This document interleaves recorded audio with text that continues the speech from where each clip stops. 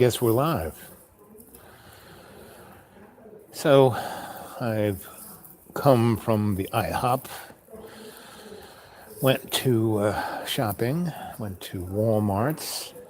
I tried to get a longer cord that went from USB to C for my phone, and I asked the man in the Walmart's electric shop, I said, is this a USB, bless you, princess, a USB to C? And he goes, oh, of course it is.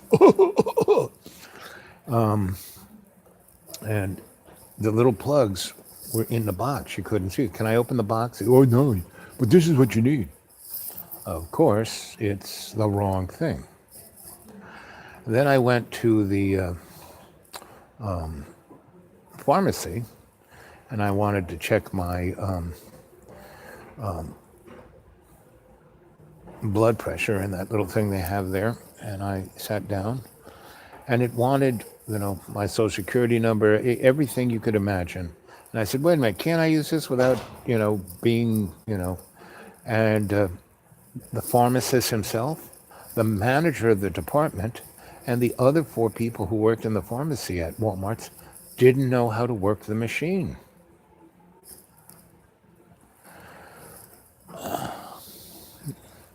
But when I was at the IHOP, and I made that little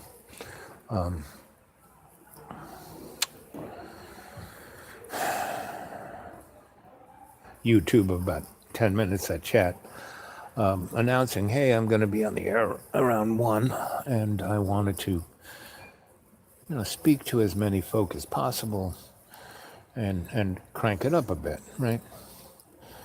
So there were a number of these little things that could annoy me, right? The total incompetence of the system, and the unconsciousness of virtually everyone around me, and I could let that, kill my buzz, my energetic, right? And so I came here, and I thought about it, and what happened after I signed off was the people that you heard all that noise, they were folks that came in, and they were just a couple of couples who were mountain folk who were basically unconscious of the moment, right? And they all weighed like what I weighed when I weighed 500 pounds, right? And anyway, so I kind of looked at them, and I said, meditated a bit and quieted the buzz down, or the unconsciousness down, and increased the buzz, And I started talking to him. Hey, how you doing? What's up? Where are you from? You come from here? They told me a whole story. And then they asked me about me, and I told them a little bit of my story and got them like hooked. And then I read them. I did a cold reading, and they were both like in tears. And then the manager came over and wanted a reading, and then all the waitresses, and then all the other people in the dining room. And I probably read about 30 people. And so my gift to myself was my effect at that moment to, in every day and every way, take the piece of the earth and make it stronger through love's co-creation. And then I went back and looked at, I have this feed that my inbox, people dump a ton of stuff in there. I'm sure it's mostly algorithm driven, but a lot of other people, you guys dump stuff, and the stuff that the inbox that you guys put in are like sweet comments and maybe an interesting thing to look at. One of the interesting things that came across that was a YouTube that somebody had taken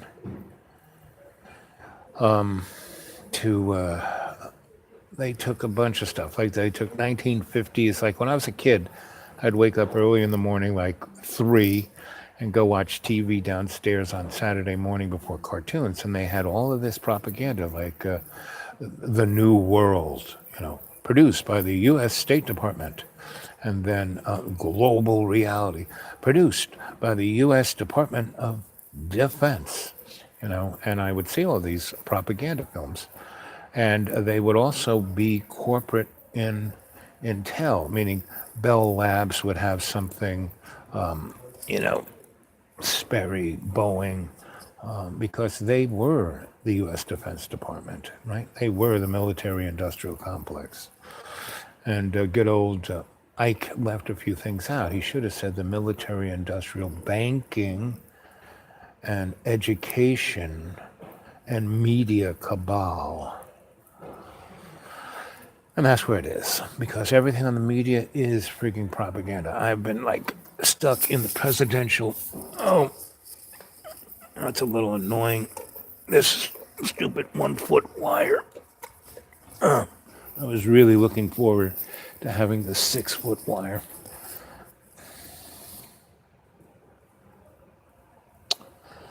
And I'm back. I hope you're hearing my voice. Are the three of you hearing me? Am I live? Is the chat going? Anyway, so I've been watching all of these things laid down. And Bell Labs has been a black magic cabal for as long as Mr. Watson, come here, please, And we hear you. And so a number of people who aren't part of the cadre, meaning they kind of look at the YouTubes, but they don't take part. They're not part of the 220, They just kind of, and then they make, comments like they're all knowing or something. And folk are like going on about how the evil is coming and we have to do something. We have to fight it. We have to fight it. Sorry, gang. The evil has always been here. And that evil is us. And we're not supposed to take the mark of the beast, but we are the mark of the beast. We are carbon-based creatures, 6 protons, 6 electrons, 6 neutrons, 666. We are the beast. We have to realize this. And what do we need to do? No, we don't need to fight the beast. No, that'd be killing ourselves, which we're doing a pretty good job at right now. What we have to do is co-create with love's higher consciousness. Summon the beast. I'm going to give that beast a parking ticket. I'm giving him a summons. That's what I'm doing. Yep. I mean, that's what, the novel, Childhood's End, and when I bring up, good cognitive points of view, people, well, we don't need to speak. I've read that book. I know what it's about. I said, no, when you read a book, it's not to know what it's about. It's to use it as a platform for a conversation. You don't have to repeat yourself. Well, hey, I'm a griot. I sometimes bring up a part of a story again to amplify a point of view. This is a conversation, not a monologue, And when people take off on the monologue where, I know what I'm doing, I was there, I did this when I was 32, yeah, so I show pictures of back in the day. But those are pictures to say, hey, there I am with, Harry Truman. There I am, with FDR's girlfriend, There I am with the aliens. There's me and Nikola Tesla. I have photos of it, so. And where do those photos come from? My higher consciousness. And that's what we have to kind of realize, is that this is all an illusion. The Hopi prophecy is just telling those who will hear the drum that it's not a linear story from one boom to the next boom. It's the heartbeat. And that heartbeat keeps going from the Big Bang to the Big Bang. Boom, boom, boom. And whatever illusion we feel that we are in control of some, sleigh ride through time, not really. And every time we try to grasp the horns of the enlightened one and make some kind of toy of power, like an atomic bomb, a hydrogen bomb, when they blew off the first 3 hydrogen bombs, right? They got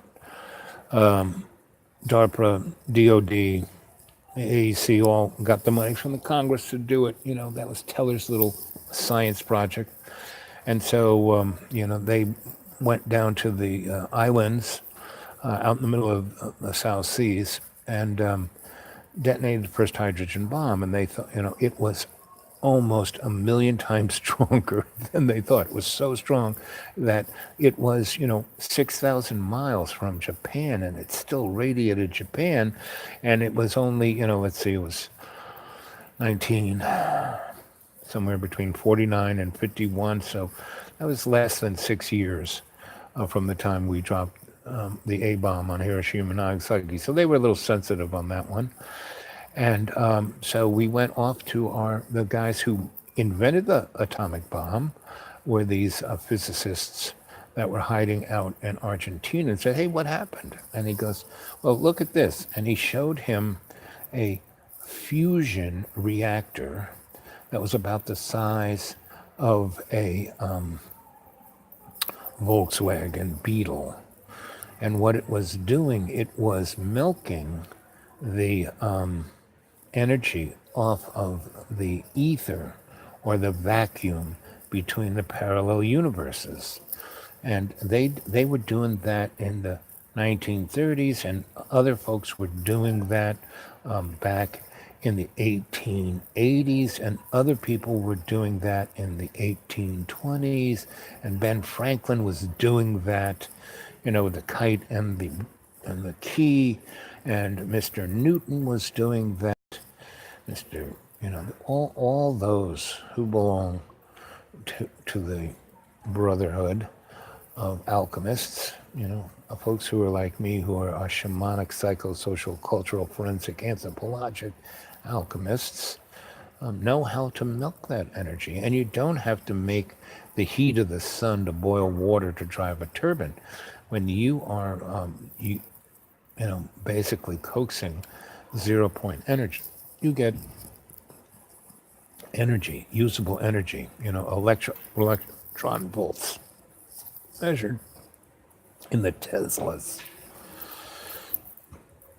So,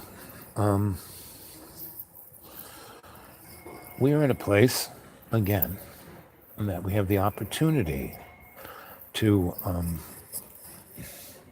bring forth love's co-creation. Or we can be the lazy slugs that we are, these ugly bags of water, and let the powers that shouldn't be throw us back into another 900 years of the Dark Age, and think that, oh boy, we got a microwave oven. We're really hot stuff. Sorry, no. I mean, close to 1 billion years ago, guys like you and me in the same little bag of water we're like zipping around the galaxies in time and space. And we let ourselves be thrown back in time through our ego. We let our ego take over, right? And so I've been, speaking on this for a long time. So I want to show you the physics, the alchemy of how to, crank up your own energetics, right? And it starts with our breath. And it goes along with keeping your eye on the ball, that ball. And what is the ball but love's co-creation?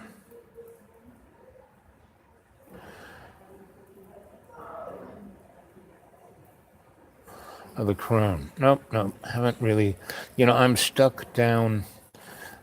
I haven't been able to get back up to the school for a week. I mean, the road, we have a 2-mile long driveway, And about half of it still has 40 inches of snow on it that has like melted and froze and melted and froze. So it's no longer that puffy snow that if people had gotten out of there with shovels the day after it snowed, they could have cleared it out. But now it's like concrete.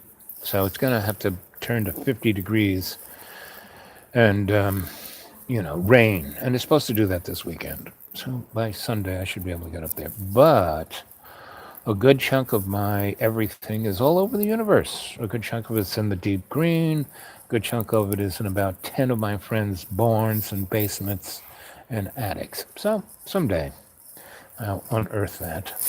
And I showed you some photos of the lands of the crone, I showed you the picture of us driving up the side of the mountain to her meadow. If you want to see the crone, go into state, go into your superconscious mind through your subconscious and your, Akashic record, and you'll see the crone.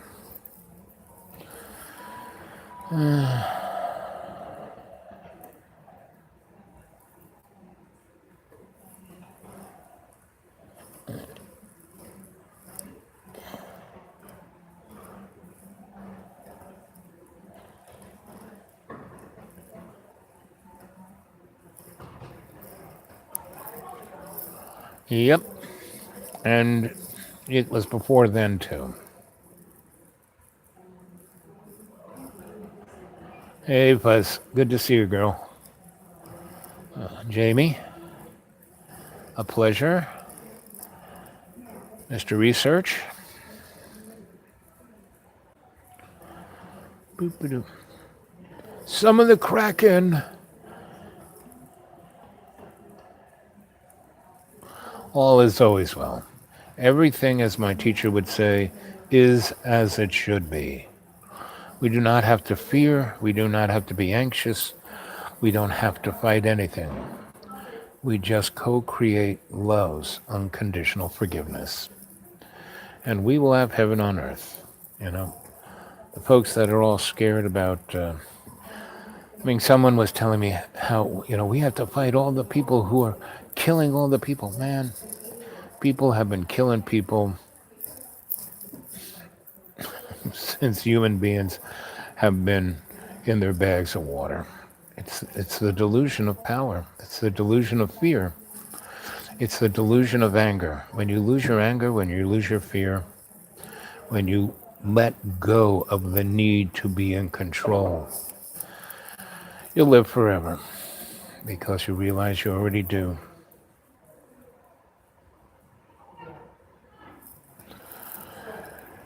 Yes, Young, it's always good to see you. So, let us start breathing and focusing on love's co-creation. Let's visualize the most beautiful thing that we individually can in our superconscious mind, and let us share it with each other. Right? And 20% in, 30% out.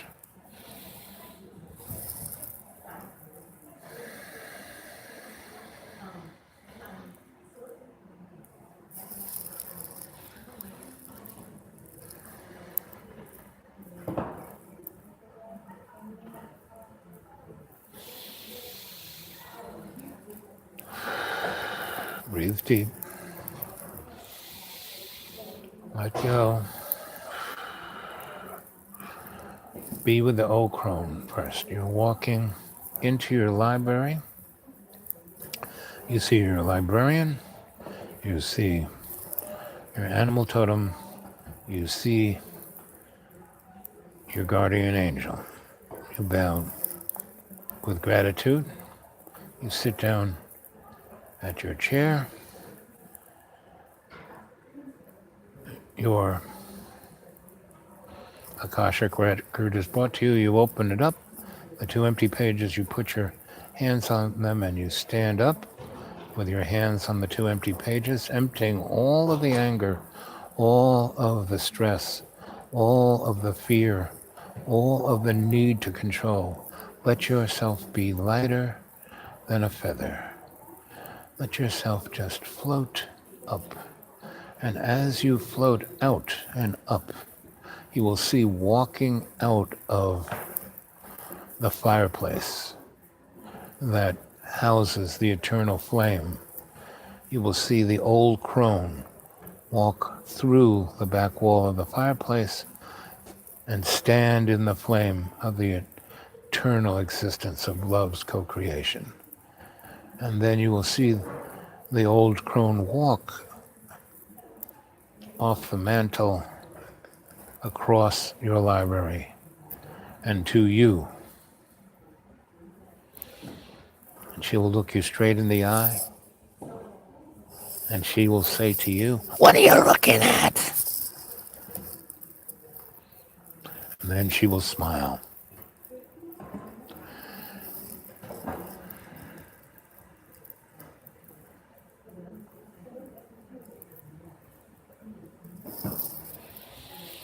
Breathe deep.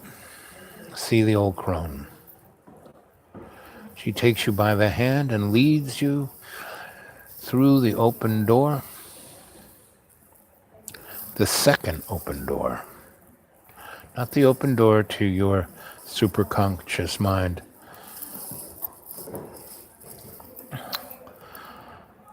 of your sanctuary of your choosing, but the open door that the old crone stands guard over. And she takes you through the threshold and into fairyland.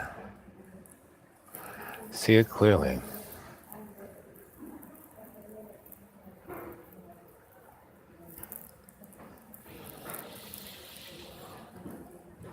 Close your eyes and breathe deep. I'm counting 1, 2, 3. Your conscious mind is totally focused on your breath. You've illuminated yourself with the prana and chi. You have gone through your imaginary mirror into your library of your Akashic record.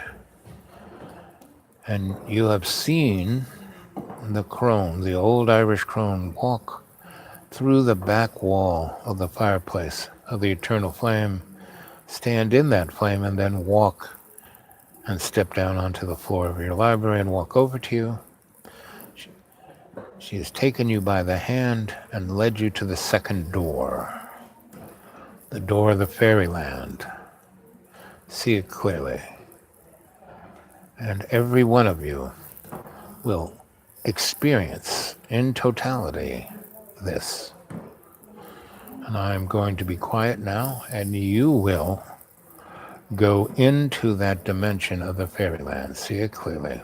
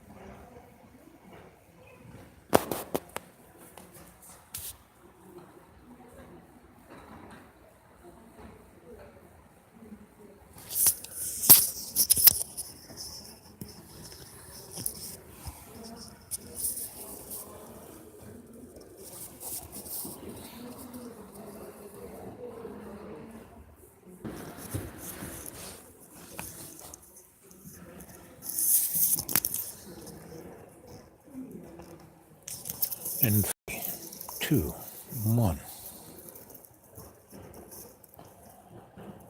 You're in fairyland. You're arm in arm with the old crone, and she is leading you. She is your guide to fairyland.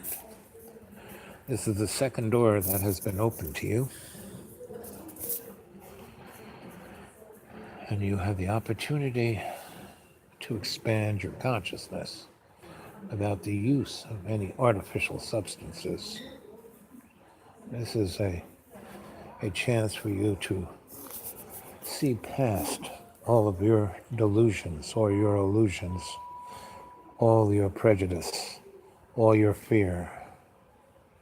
Feel love's one, love's total, unconditional forgiveness and love for you.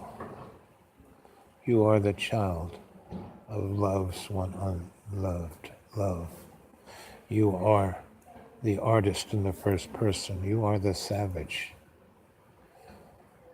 in the first person. See it clearly. And one, your conscious mind is totally focused on your breath. You've illuminated yourself by breathing in the prana and chi and grounding it out through your mitochondria,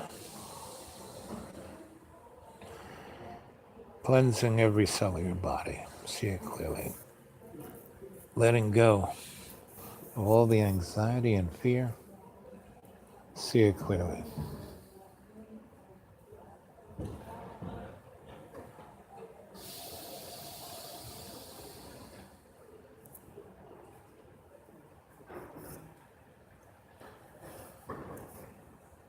You illuminated your subconscious.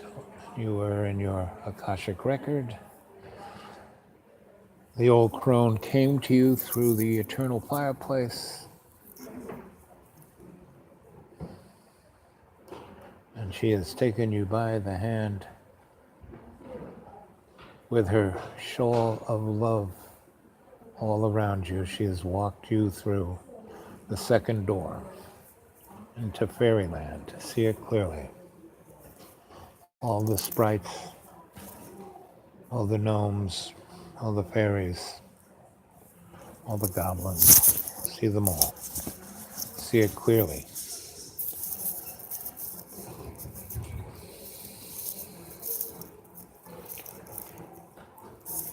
Oh, hey, buddy. How's it going? Oh, have a seat. Well, oh, live chat. Oh, okay. We're in fairyland.